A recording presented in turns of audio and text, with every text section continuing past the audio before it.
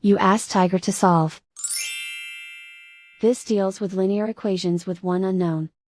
The final result is x equals -4. Let's solve it step by step. Group all x terms on the left side of the equation. Subtract 12x from both sides. Group like terms. Simplify the arithmetic.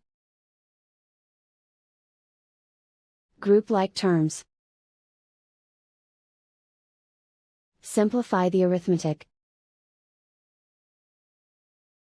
Group all constants on the right side of the equation.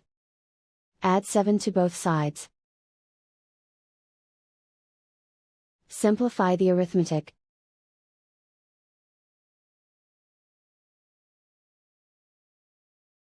Isolate the x. Divide both sides by -5. Cancel out the negatives. Simplify the fraction. Move the negative sign from the denominator to the numerator. Find the greatest common factor of the numerator and denominator. Factor out and cancel the greatest common factor. And so the final result is x equals -4.